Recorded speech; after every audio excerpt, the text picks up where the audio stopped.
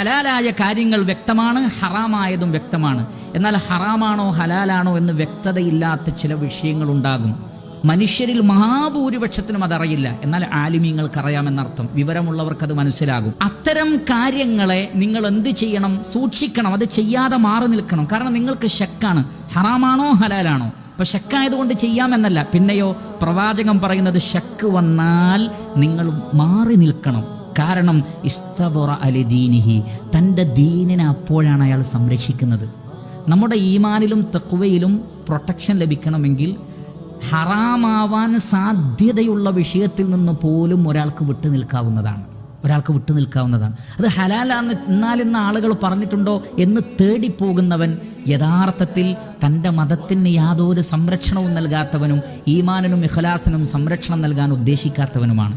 എന്നാൽ എൻ്റെ ഈമാനിന് തകരാറു പറ്റരുത് എന്ന് വിചാരിക്കുന്നവർ ഒരു പാത്രത്തിൽ അതല്ലെങ്കിൽ ഒരു ഗ്ലാസ്സിൽ അതിൽ വെള്ളത്തിൽ വിഷമുണ്ട്, വിഷമില്ല, സംശയമായി. അപ്പോൾ തൻ്റെ ശരീരത്തെ സംരക്ഷിക്കുന്നവൻ എന്ത് ചെയ്യും? ഈ സംശയത്തിൽ ഇല്ല എന്നതിന് മുൻഗണന കൊടുത്തിട്ട് അയാൾ കുടിക്കില്ല. കാരണം തൻ്റെ ശരീരം വളരെ പ്രധാനപ്പെട്ടതാണ്. അതേപോലെയാണ് ഹറാമാണെന്നുള്ള ഒരു വിഷയം, അതിനെ അയാൾ ഒഴിവാക്കും. കാരണം എൻ്റെ അഭിമാനം, അതാണ് പിന്നീട് പറഞ്ഞത് വഇർദിഹി, തൻ്റെ അഭിമാനത്തിന് സംരക്ഷണം വേണം, ദീനിന് സംരക്ഷണം വേണം. അപ്പോൾ ഹറാമാണെന്ന് സംശയമുള്ളതിൽ നിന്ന് പോലും വിട്ടുനിന്നുകൊണ്ടായിരിക്കണം നമ്മുടെ ഈമാനിൽ വർധനവുണ്ടാക്കേണ്ടത്.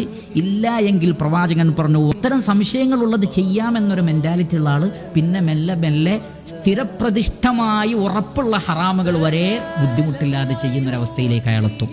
ഇങ്ങനൊരു സമീപനം സ്വീകരിച്ചാൽ അത് പിന്നെ മെല്ലെ അത് ഹറാമിലേക്കുള്ള ഒരു വസീലയാകും. പിന്നെ ഹറാമിനും അയാൾക്ക് വലിയ ഗൗരവമില്ലാത്തൊരവസ്ഥയാകും. അത് ഈമാനിൽ വമ്പിച്ച കുറവുണ്ടാകുവാൻ കാരണമായി തീരും.